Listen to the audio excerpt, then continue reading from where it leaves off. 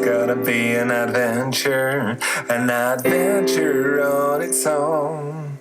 All the people are gonna come, 'cause it's time for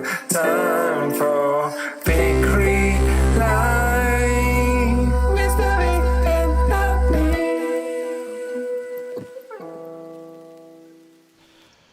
Oh, hello everybody. Welcome to Peaceful Creativity Live, or PeaCrea Live.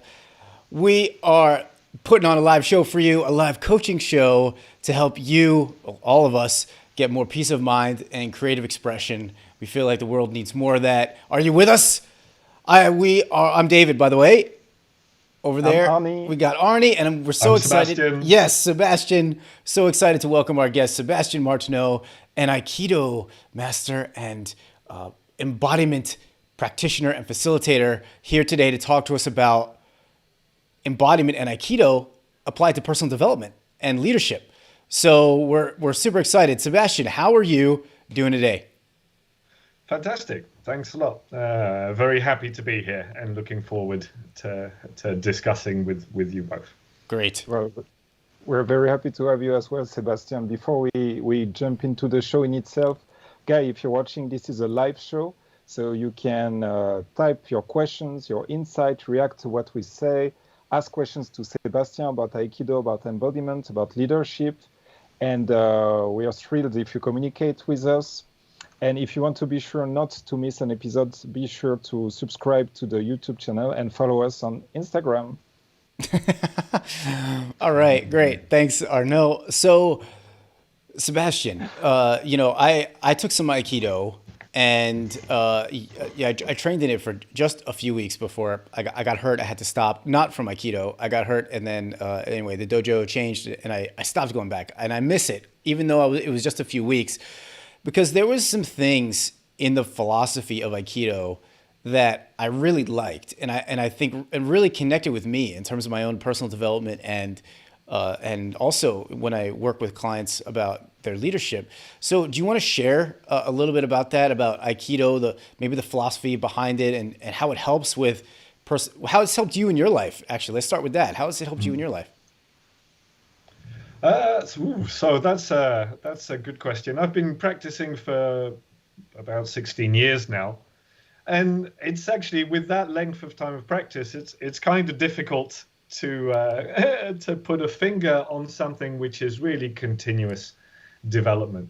Particularly in the first few years, it was very intense. I was practicing full time, 16 plus hours before and after work a week. And you're kind of developing and changing so quickly when you're doing that it's difficult to keep track of it.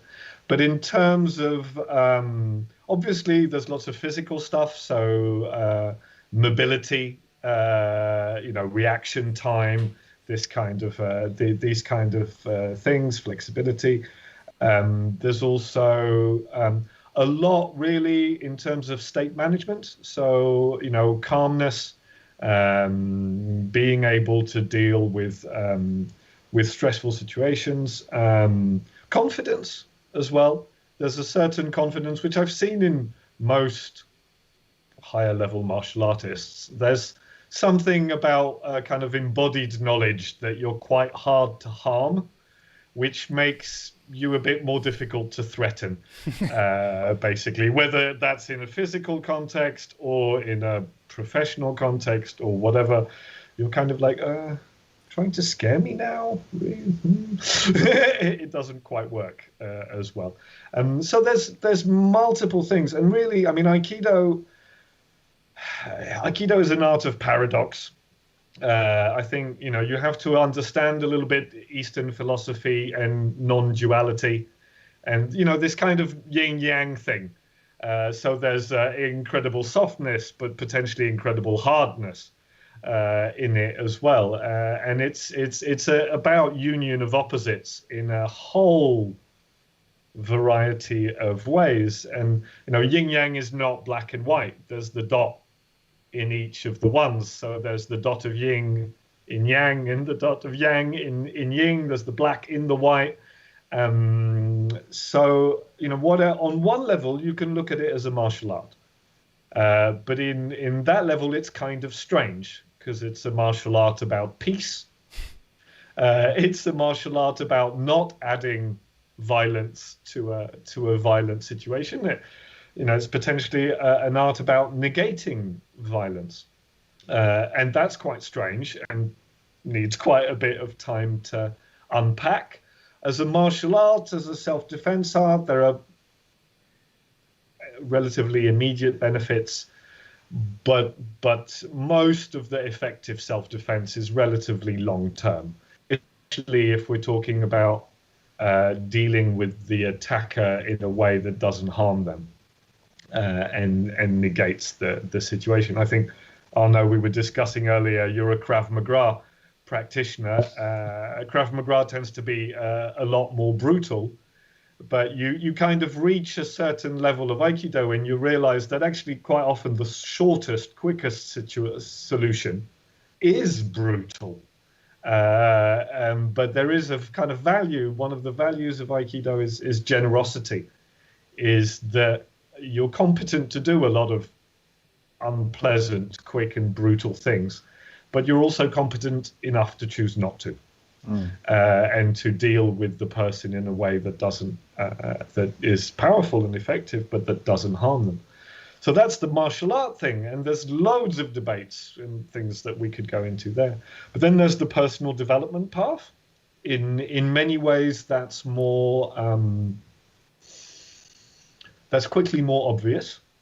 You change a lot. And you can you start responding differently to people, to situations. Your patterns, your habits change. It's quite good. The practice of Aikido itself is quite good for trauma release. There's lots of stuff in terms of relationships. First one is relationship between mind and body within ourselves, and then obviously relationship with the other. We train to deal with the other in a peaceful, creative way when they're trying to hit us with something. And obviously that carries over to working relationships, romantic relationships, intimacy. I mean, there's a huge amount of things to unpack there. Yeah. And then there's a spiritual path, potentially. Although the founder of Aikido apparently said something quite interesting, which is that Aikido isn't a religion, but it completes them all. I think that's an interesting statement because it basically, Aikido is about how to be peaceful and not violent and loving as a default setting, but backed up with power. And we'll talk about that when we come to leadership, I think. Seb, you already said so many interesting things that I'm going to risk interrupting an Aikido master by asking you a question. I won't slaughter you. I'll be un-Japanese. I don't know if I would do that if we were live, but since we are live, but through the computer, so I'm risking it. You're just going to reach across. So I really liked what you said, that the confidence part make that you can be not fazed when someone is trying to scare you. And I especially like that you brought that to the corporate world, or to the professional world, let's say. Yeah. Could you maybe elaborate on that and give an example of a time where you use this knowledge from Aikido? Yeah, absolutely. I mean, I think we need to step back a couple of things, and we need to talk a little bit about embodiment and state. Okay. So, what do I mean by state? Embodiment is basically the how of being. How am I right now? Yeah, we can do a super simple experiment. How would all of us sit? Well, first of all, notice how you're sitting. We've got a certain way at the moment that we've settled into. If I wanted to be more awake, present, perhaps interactive, how would you change how you're sitting? Probably going to stand a bit tighter. Yeah, we might. Yeah, we might. I mean, it's difficult to do with the screen and stuff. I'm going to disappear off it for a bit, but I would maybe stand closer. I would maybe be more erect. There's a certain state that something happens, in our physiology when we do that. If we wanted to be kind of chilled out and more relaxed, again, I might kind of sit back on the chair and whenever I do that, my physiology has an immediate reaction. I yawn. If we did the whole session like that, it'd be kind of sleepy and boring for the people watching. But so our embodiment, how we're being right now, how we've shown up right now, has an impact on our state. So in one I'm more awake, active. In another I'm sleepy, and so that can be one simple way of looking at it. So in terms of like confidence and in feeling under threat, what does our physiology do? There's actually quite a lot of similarities between fear, anger. It's fight, flight, freeze. There are others, disassociate, fawn, but I'm not going to go into those. But fight, flight, freeze are the basic ones. Freeze, I stop moving. Not bad. Tigers, their eyes see movement. So if you stop moving and pretend you're a tree, you might get away with it. There's an evolutionary reason for that. But when we go blank during an exam or a presentation, that's usually freeze. Our nerves have come up and our mind has gone blank. How would we do angry in the body if we were having an argument? Now, Arno, for example, how would you? I see the face is the first, and like the So there'd be a coming.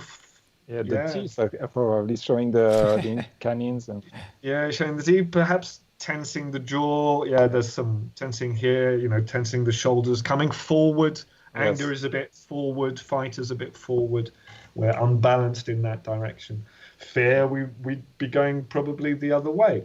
So quite often there's a nice. I was doing the embodied facilitator course last year with Mark Walsh, who's a big person in embodiment. They're doing embodiment conference and stuff at the moment, and he's got something from his book on embodiment, which is the keep calm and carry on sign. So this one is keep calm is useless advice if you don't have a reliable state management technique and have addressed your trauma history. Now, because actually when you say to someone calm down, most of the time they'll swear at you. Yeah. Because the worst thing you could operational. say to like in a relationship argument is like, relax. Like that. Yeah, because most of the time people don't know how to do that. Yeah. We don't know how we're making negative emotion in our body. So, if I said instead of calm down, relax your shoulders, open out your chest, extend a little bit the back of your neck, soften your jaw, soften your tongue. Imagine relaxing all down your center line. Take some deep breaths. This is in the moment state management. Some of these techniques, centering techniques, we call them in Aikido. Aikido has had a big impact in terms of those in embodiment, in the embodiment world, because it's got very, very clear operational techniques for accessing calm, resourceful states in the moment. And they're trained by constantly being attacked on the mat. So when you come to a situation in real life, I'm quite hard to piss off. It's quite difficult to make me, particularly in a face-to-face situation, like anyone else, I can get a bit pissed off online more easily because I'm not really in relationship. I'm not in an embodied relationship with another human being. I've got a screen and maybe some words, and I'm also being human, quite good at getting pissed off at myself. That's a different question. But in terms of stressful situations, now after a while, your training is embedded enough that that's what you go to under stress. Particularly, like, for example, for me, live blade knife training, and doing that quite dangerous thing in black belt exams, and realizing that the most stressful part of the preparation of the exam, the thing you're most worried about, is the moment where you're the calmest and everything is happening in kind of slow motion, and you're kind of going, great, under very high levels of pressure, that's the state that comes out. Now, that's high level training, but centering techniques are taught in embodiment. I use them in coaching. I use them in, when I'm doing leadership facilitation. They're very accessible. Like anything else, obviously, you have to practice them so that you can apply them under pressure. And that takes a certain amount of time, but it can be very useful. So, for example, a client comes in, they've got their coaching question and they're obviously somatically distressed on some level. Their question's not very clear. There's a lot of emotion on top of it. Get them to center, relax, return their physiology to a calm state. And usually they'll have a clearer question, and they'll perhaps have a slightly even already different perspective on the problem that they're coming with. And yes, in terms of, okay. So I'm just noticing. Sorry, Seb. I'm just noticing that part of state management, part of the result of state management is that your thoughts literally change. It sounds like what you're saying. Like you're changing your body position.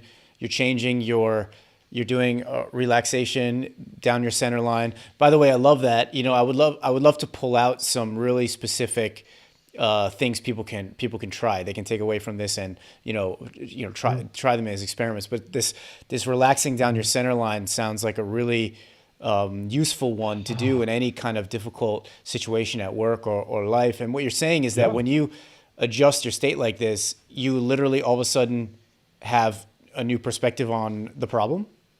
Absolutely, yeah. Oh, we've lost your sound. Oh no, I'm here. Oh, we lost your. Yeah, okay.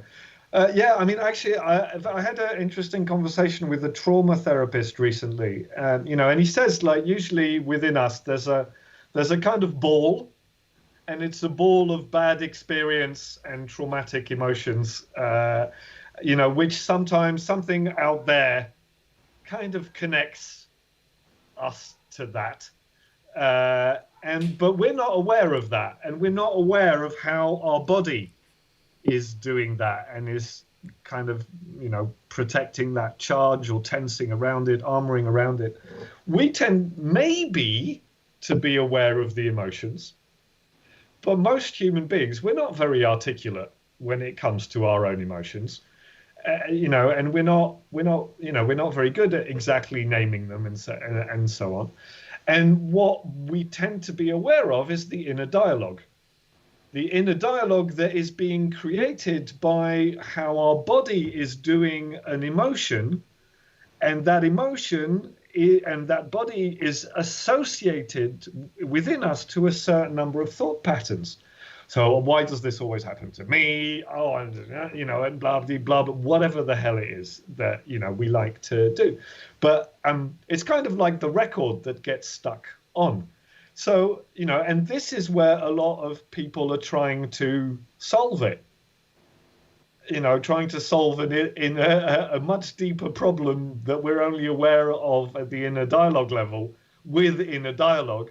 It's never going to work, it's not going to work. No. But if we go to, well, how is my body making that emotion? And why don't I make a resourceful, calm state with my body? And yeah, exactly. As you said, thoughts change naturally because the thing that's making those thoughts isn't there anymore. We've got the directionality wrong in our culture. I mean, it doesn't start with language and thought. It starts far, far, far deeper. Yeah. So in the context of business, I mean, obviously, it's this kind of stuff has been really helpful in sales meetings, doing presentations, or all these moments where you need some kind of calmness and confidence. But and in terms of those moments where, I don't know, you're in the bar or at a festival or on the street, and someone is looking for a target. They're looking for someone who is going to respond with fear and anger, or anger, so that they can justify attacking in some way. It's verbally, it's, maybe they bump you, maybe they, or they're speaking at you aggressively and stuff like that. And usually I kind of find it amusing now, because that kind of just turns on the calm. And I'm like, are you sure? And I don't really want to play that game, and I'm not going to. Like, you're not going to make me upset, and there can also be a certain, I think you're in the wrong place. 90% of the time, people go, "Ooh, yeah, maybe I am in the wrong place. I'll go and find someone easier," because usually it's, they're upset about something, they're looking at a target to hang it on, or they just want someone to bully because that'll make them feel better about themselves. Did you ever hear about that study that where they had people in jail who had been convicted of crimes? They showed them videos of just random people walking down the street, and like if they, the proportion was something like if they interviewed 10 convicted criminals about who they would choose to rob, it was something like 8 out of 10 of the picked the same people walking down the street. And it wasn't like it was always old ladies or always a certain gender or a certain type of people. There was no actual like demographic correlation between the victims they chose. They were noticing something about the way those victims those potential victims carried themselves. They were noticing something about the way those people walked, how they were looking around or not, and so you can imagine that, I mean, that's an extreme situation on the street, but in the corporate world, where bullies do exist, where, certain people are looking to attack and dominate, or even, in relationships, if you have, a friend or family member who is kind of can get triggered into like a very dominating state, you can see how, I mean, this idea of my own centeredness, my own confidence, and my own ability to de-escalate sounds like a super useful skill in all those situations. Absolutely, it's a useful skill in business, in personal relationships, in self-defense. It's an absolutely vital life skill on one level. And I was just, as you were talking, I was thinking of I was leaving the second module of the Embodied Facilitator course, and I got picked up by my brother, and something had happened in their household, and I was basically going back to two highly traumatized humans in a very stressful, difficult situation, where I basically had to talk them to the most reasonable outcome. I had to get them to contact the police. I had to get them to contact their landlord. I basically spent 24 hours centering, minus the 8 hours that I was asleep. Or well, maybe not 8 hours, it was more like 5. But I was kind of like, I have to bring their trauma down and bring them to rationality, and the only way I can do that is to be constantly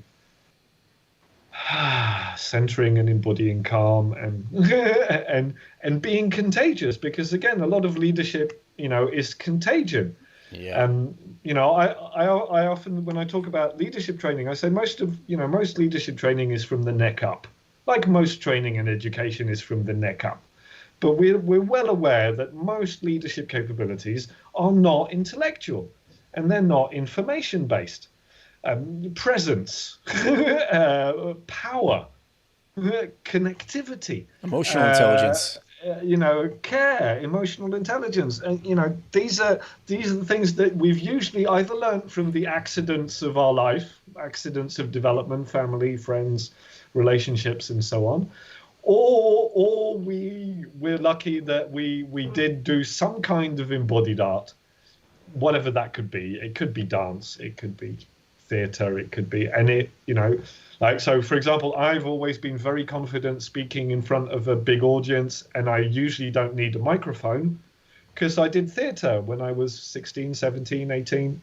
And I got used to speaking to an audience and to sending my voice to the back of the room. It's just a skill.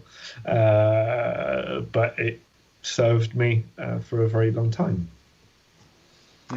Sebastien, I was wondering, because you talked about the situation when there is this external trigger, whether it's someone bumping on you during a festival or in the corporate world, or maybe in the personal relationship as well.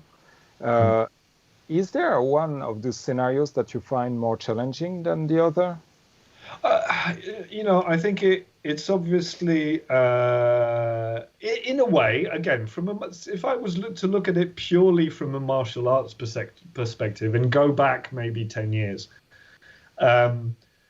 actually, the sort of the violent threat is the more easy one. Because you're trained for it. I have a bad habit of, if I see a situation that I really don't like in the street, to be there before I've noticed that I was going there. So then that could, potentially get me into trouble for sure. But, I've got a certain level of training that people don't. I wouldn't necessarily do it in every country and in every situation. There was something I quite liked about, there was a phrase, I think, from one of the Japanese Aikido teachers.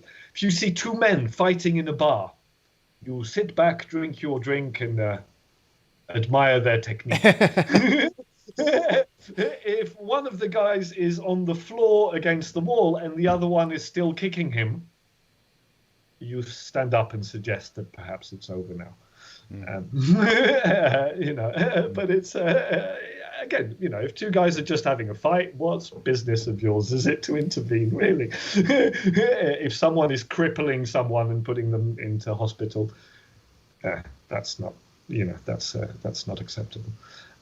So that's quite, nowadays people would want maybe to rush to stop it. I quite like the Japanese perspective. It reminds me of my Polish friends. There was always a time at a Polish party where two guys would have an argument and then they would punch each other for a while. And then, very contrast to British culture, one of them would go, right, that's it, you win. And the other one would go, great, let's have a drink. And, British people then just, they wouldn't know when to stop.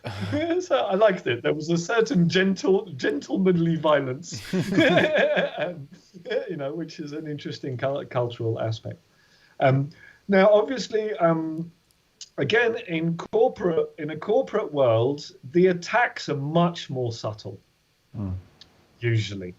There's a lot of politics and positioning, but there's a useful thought, which is all attacks are trying to attack either your mobility or your stability or both. What it means, and this is a psychological attack, verbal attack, physical attack. So mobility, they're trying to stop you from moving. Yeah. So that might be someone grabbing your arm so you can't use it to hit or defend yourself. And it's more difficult for you to move. The next attack, or the other kind of attack, is the one that attacks your stability. So they've grabbed your arm, they punch you to get you on the floor. Wait, what's like a psychological version of like attacking your mobility? Yes, same question. I mean, how could we imagine that in business? This would be a colleague from another department maneuvering in such a way that you can't get to the meeting, or you're not able to speak, or they've managed to put their department above yours in the funding thing. They've somehow prevented you from moving forward, from like being progress. able from moving forward. Yeah. Attack on your stability. They might, I don't know, say something to make you upset, to make you say something stupid, so you look like a fool in the meeting. There's a whole number of ways we could imagine. You're rarely in a corporate context going to get someone walking up to you and punching you, but you might get someone who's using their position to dominate, or who's maneuvering behind you in some way or another. And again, simply being kind of calm, unfazed, but with a kind of I know what you're doing thing. That's quite tricky. That's trickier to handle than if you get upset, afraid, angry. None of these are really that resourceful. I mean, it's very simple. If you imagine a sword fight, if you freeze, you're dead. Yeah. If you're afraid and you're already pulling back, you're dead. If you're angry and lose control, attack too strongly, leave yourself open, you're dead. It's that simple. None of those states are of any use, really. You can use the emotional fuel. So one of the things that's very interesting when you become quite a high-level practitioner is that you've got this calm state, and you can think Aikido is all about softness and calm, and you could think it's something where everybody's asleep. But when you look at high-level Aikido practice, it's very soft, it's very calm, but it's also very powerful, and it's also very dynamic and very balanced and mobile. And so actually you can be calm, but with an enormous wellspring of emotion. And at that point, that emotion just becomes power. It's just energy, controlled by your ability to maintain, controlled and channeled by your ability to maintain your state. In terms of leadership, I think what I really like, and there's something deeply Aikido about this anyway. How Aikido, Aikido is all about leading and following effectively, in terms of how the art is done. You can actually contrast three embodied states. There's compliance. Yeah, where we kind of, okay, I'll do what you want. Where we kind of, it's soft and floppy and and now in martial arts sense that has very little use. I mean, the only use of compliance is basically playing dead or saying yes, because the threat is so overwhelming that you have no other option. If by saying yes, that might be the only way you save yourself. So that's all that compliance does. The opposite of compliance is resistance. It's fight. It's going against. That's, that has value and power, and usually is what fighting arts are based on, and even the Western idea of strength is all based on physical tension and muscle resistance and so on. But the interesting thing from an Aikido perspective is people always resist in a direction. So by resisting, they're always unbalanced. They might be going, no, I don't want to go that way, but they're open to going that way because they're pulling or pushing that way. So, quite often some people say, well, Aikido doesn't work because you practice non-resistance, and that's the same as compliance, which is not true. And the Aikido movements don't work when someone resists. Well, yeah, of course they don't, because the movement is trying to go in one direction. If the person is kind of going, well, I am not going in that direction, you'd have to finish the movement. You'd have to force them, in which case, A, you need to be stronger than them, which is not the point of Aikido, and B, you've got to force them, which is also not the point of Aikido. But if they're doing that, if they're resisting, then you go, okay, I can't do that movement. You want to go that way? Let's go that way and do that movement. I'm very curious about how you adapt that to leadership, because I see some idea of how it can apply what you said, that using the resistance of some people to lead them somewhere else. Yeah. But before we get into that, I just want to remind the watchers that this is a live show. So if you're interested in what Sebastien is talking about or about what we're talking about, please let us know, ask some questions. And if you want to not miss an episode, as I said at the beginning, follow us on Instagram and subscribe on this YouTube channel. And also, there is a way that you can support what we are doing here at Peaceful Creativity, and we'll tell you more about that at the end. So, Seb, can you tell us how you translate this work with resistance toward leadership? So actually, these are the two polarities. Resistance and compliance are the two polarities that are not actually very useful. The central one that's practiced in Aikido is leading and following. And in many ways, Aikido is all kata. So it's like dance. It's one attack, one movement.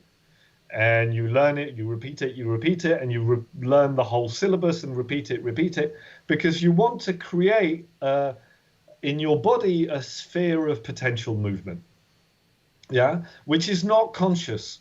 Because if you're wasting your time going, oh, he's attacking in this way, I should do movement number 20. Oh. You've been hit. It's your thoughts are too slow. So you have, in a way, to trust your body and your training to respond for you in a way that's resourceful. But as you're learning Aikido, when you're the attacker, you're learning to follow the movement to its conclusion, to the moment where you're thrown and you roll and you attack again. And to do that, you have to become very perceptive. You're following mind-body coordinated with very relaxed hands, very sensitive, and you have to be ready to move absolutely with almost over time with every thought of your partner. There's a certain almost, it's not psychic, it's not magic, it's just that you've learnt with person over person, hour after hour, that certain parallels, people think and move in the same ways, and you've learnt, your body has learnt what that means, and to move with it, because that's how you stay safe, coming out of the throw or whatever. And that actually then transposes to leadership. Because actually, when you're leading in Aikido, you're never forcing. You're always going, where does this person want to go? When I'm teaching kids class, I usually, just for fun, say there's two movements in Aikido. One is, oh, you want to go that way? I help you. And the other one is, oh, I'll just put you over here till you calm down. Yeah, throws, immobilizations. But to do that, you have to know where the person is trying to go. And you have also to be aware that if at any moment they freeze, they resist, they change direction, you're able enough to be aware of that and then lead them to, in Aikido, what is the most non-violent creative outcome? I don't do Aikido primarily because I'm worried about being attacked on the street. At my age and in the Czech Republic, that's really not that likely. I'm interested because it makes all my relationships more creative. It increases my embodied intelligence. I'm more self-aware. I self-regulate better. I'm more aware of others and their embodiment, and I'm more aware of how I can influence it through my embodiment. These are basic. Embodied intelligence is one of the core leadership capabilities. So, that embodied intelligence, leading and following, and then embodying, I think, what are the key aspects of leadership. And for me, that's power and love and care. Power and love. There's one Aikido teacher, Paul Linden, who said, power without love is brutality. and love without power is ineffective. There's a certain truth in that. So power, what do I mean by power? I mean, embodied presence, some of the side effects of someone who's done martial arts for a period of time and is very calm, is very confident, is difficult to upset, threaten, put in a box. So there's that. But what is the purpose of that? We'd think power is about, we're so put in, power is about imposing our will in our culture. But power, and this is in line with Simon Sinek's work on leadership, power is about making people feel safe around you. We follow leaders because they make us feel safe. Yeah? Or actually, ideally, because they make us safe.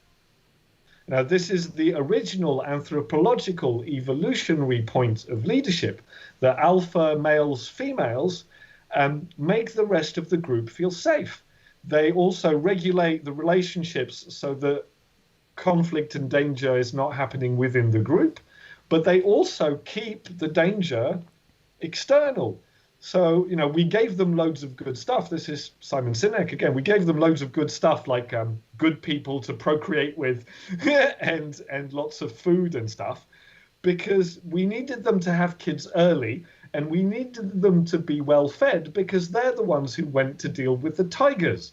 And so actually, historically, the leader's life expectancy is not high, until we got to kings and they would lead the battle from a nearby hill. So, that's super interesting to see this parallel, because I think that's still the case in many, many corporations, As long as you're like a frontline employee, you do your job, it's all right. You're not in the political game. You have like some numbers to make and that's it. Yeah.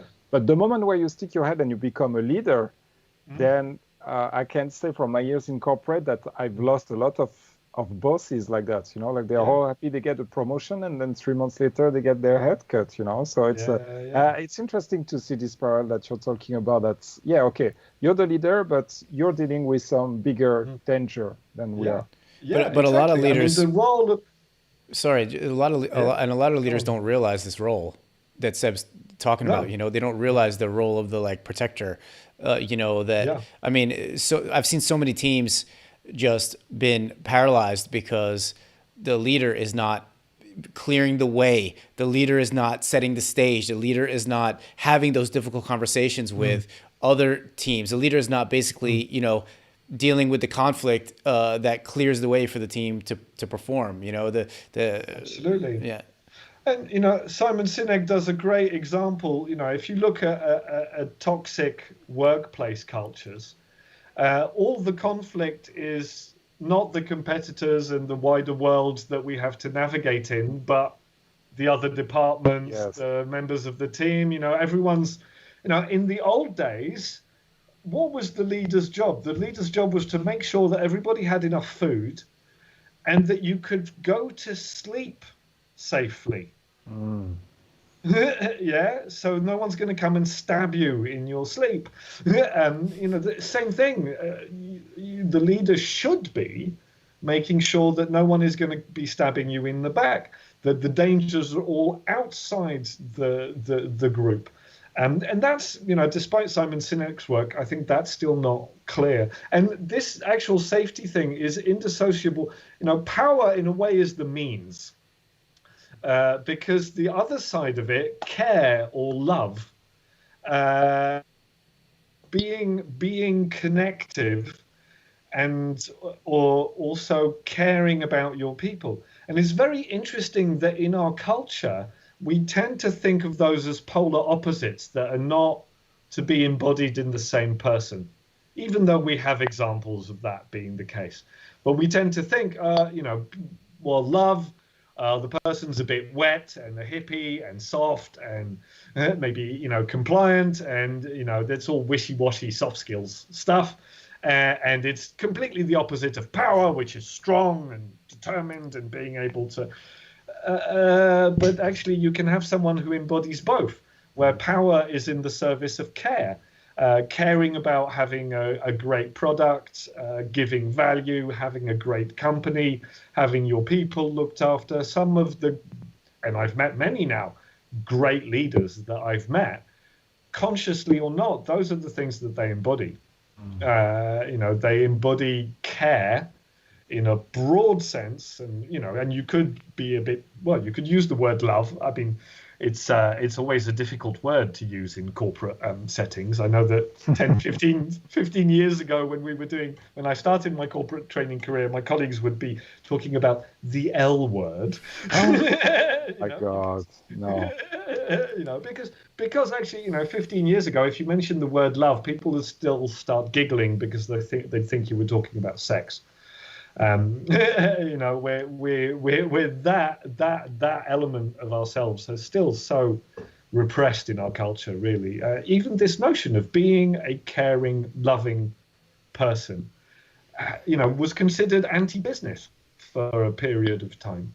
There's the ethics of business, and so power in the service of care, where the leader is creating, by their presence, by their embodiment, by who they are, how they show up, a powerful circle of safety within which people are, all that threat shit has gone.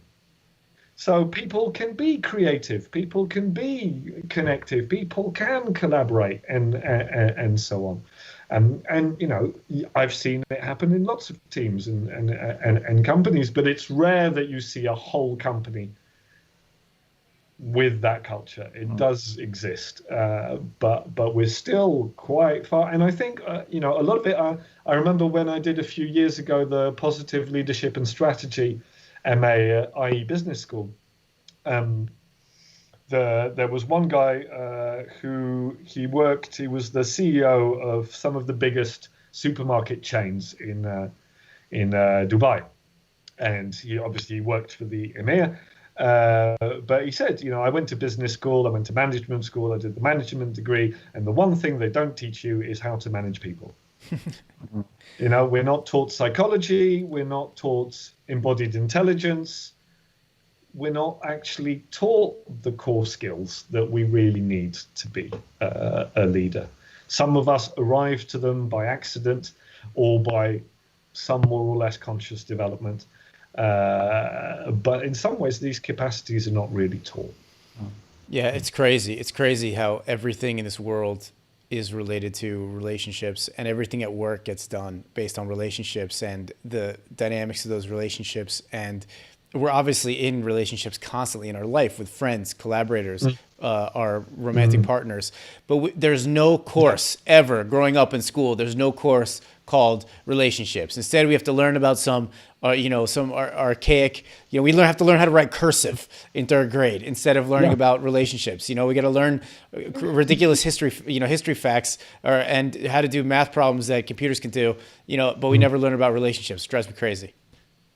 I wish we would go back to a slightly more Greek model of education, where they included theatre, because it's amazing the amount of things you can learn from drama and the arts, music, art, and then wrestling and physical sports.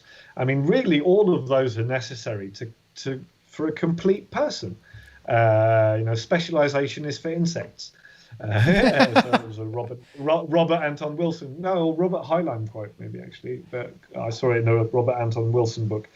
But I'm quite hopeful in a way, because I can see with, this embodiment is becoming a bigger thing. And if you look really at where it comes from, it is really psychology and personal development meeting all the old body traditions, and these body traditions speaking to each other. So whether it's martial arts, yoga, meditation, dance, all the different kinds, partner dance, improv, trauma therapy and body work, all of these, speaking to each other. And I think, there is a hope that we're going to start teaching some of this stuff in schools, in companies, in, really we've been so cognitive for so long. We're still having massive arguments about being emotionally intelligent, and most of us have no idea where our gut is, or where the rest of the body, or the connection to the floor. All the wisdom that is the neck down is far more accessible now, and through doing some of the traditions yourself. And it's something that in embodied facilitation and coaching, we often help people find which particular art and practice would help me develop in some way. So, if someone has been promoted as a leader, but is not actually confident enough in projecting power, they're very connective and kind and caring and stuff, but they're not very powerful, then you might recommend that they do karate or kickboxing or tango or something a bit fiery to start building that embodied capability. Same if the person was a little bit too reactive, aggressive, a little bit too pushy, you might ask them to do something like contact improvisation or comedy improvisation or Tai Chi, Aikido, some more softer partner dance.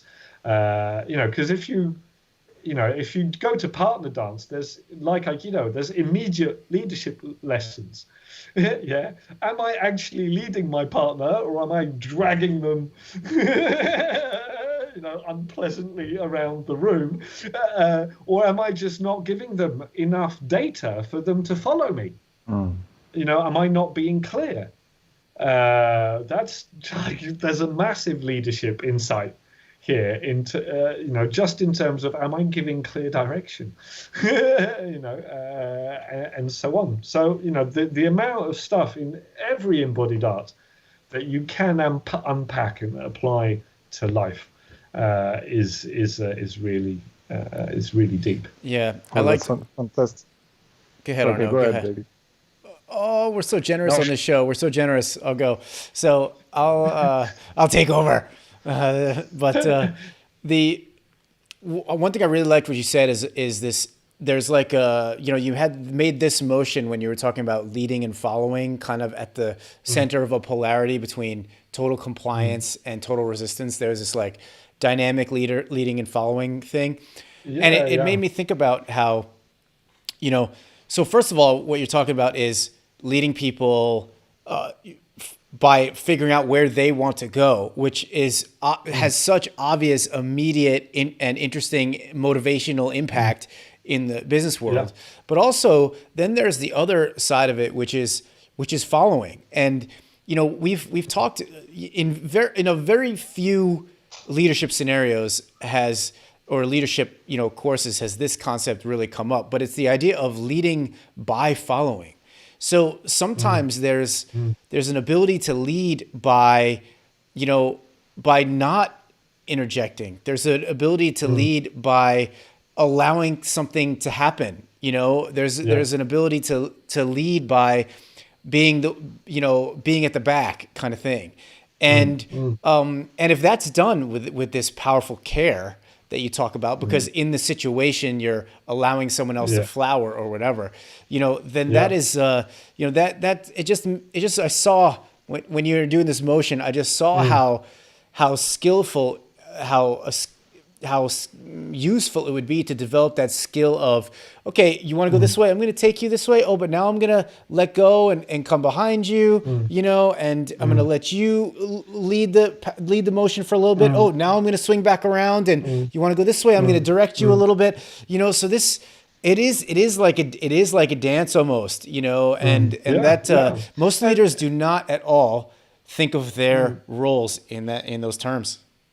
No, I think that's true. And a simple example I remember reading in a book from another Aikido practitioner when he was applying this to public speaking. So he would be giving lectures or something, and he'd get kind of hecklers or people who were asking an aggressive question or saying, yeah, but that's wrong because blah blah blah blah blah, and he said in the past he would have a somatic reaction, so it would put him in a either fight or flight to an extent. And he'd often be like, he'd quite enjoy, he said earlier, he'd quite enjoy destroying them or shutting them down or something like that. But after doing quite a lot of Aikido, what he said he'd quite often end up doing was he'd be going, sorry, I'm not quite sure I understood that. Can you repeat the question, right? Okay, and so wait a minute, what does that mean? So okay, and you think that that's the case because this, right? Okay, and so basically he'd kind of go explain your point of view to me because you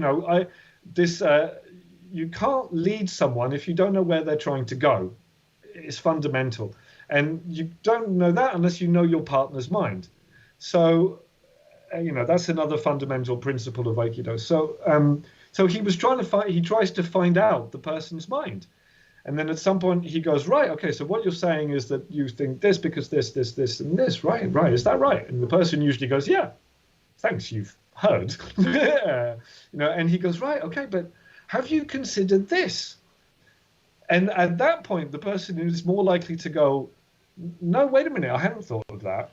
Yes. How does that change? And then you've got the person in a creative dynamic where actually you're co-creating together because you've gone from having a win-lose thing to something where you're collectively trying to identify truth or something or a way to go. So that's an amazing way to conclude this episode. I mean, there would be so much things we could talk about, but we want to be respectful of your time, Sebastien. Thank you so much for making. Thank you. It's been a real pleasure. So, where can people find more about you and your work? And okay, so if you're interested in Aikido, we do in Prague. We have live sessions, and I'm also putting some online. Either classes or one-to-one. There are some limitations to what you can do online, but there are a lot of things that we can do. That would be, have a look on Facebook. It's One Earth Dojo Praha. One Earth Dojo Prague. That's a Facebook page. If you're interested in coaching, either online or in person in Prague, it's, again, on Facebook, Positive Psychology and Embodied Coaching. Positive Psychology and Embodied Coaching, bit of a mouthful. And then for the corporate training business, website is being reconstructed, but it is live at the moment. And that's www.positiveleadership.biz. Yeah, this one is displayed on the screen right now, and the other one we will put under the videos and in the various places where this video will be posted. So, thank you so much, and thank you guys. Pleasure. Yeah, and, thank you so much, Seb. It's sorry, you were gonna say something? No. Oh well, I just really love how so much of the show was about disarming your own kind of attack or defensive reflexes, disarming the opponent's attacks. And I think if we really took the time to learn those skills, so many conflicts would be avoided in personal life, corporate life, relationship life, even out there on the streets. So thanks so much for sharing these ideas about, centering. And I'm sure they can find out more when they contact you. I'm sure you put out some more stuff about how to center yourself, but practice these skills, people. These are using your body to access this peaceful creativity that we're looking for. So thanks so much, Sebastien, for being on the show. It really was awesome. I'll just share one little more anecdote that I quite like from, it was a Japanese teacher, Koritoshi Maruyama sensei. He was coming to England for a few years before he got too old to fly in his 80s at the time. And he had a really nice phrase at one point during one seminar when he said, the feeling of Aikido is like your favorite uncle is too drunk at a wedding and you must take him back to his hotel room. And that is the kind of embodied feeling that you would take towards an opponent. It's someone that you care about, who's for some reason in a fun, and you have to take them to safety somehow. And I think that's very applicable in our relationships, professional, personal, and in a self-defense sense as well. Yeah, great. Thank you so much, Seb. Well, everybody, this has been our episode of Peaceful Creativity Live. Follow Sebastien. Go look at his work. He's doing amazing stuff. And also, if you want to follow us and continue this journey with us, you can go to peacefulcreativity.com/join the tribe. And that link is also around here somewhere below the video or wherever you're watching this. And you'll be able to get on our email list and get some bonuses like an ebook about peace of mind. Or you can support us on Patreon if you want to contribute something to this work. And then you get special insider stuff that no one else gets and we don't want to speak about because it's secret. So however you want to do it, we look forward to continuing to interact with you. Thanks so much for watching. And thank you, everybody. Thanks, Arny, as well. And until next time, everybody, see you later. Oh, I'm going to play the outro time.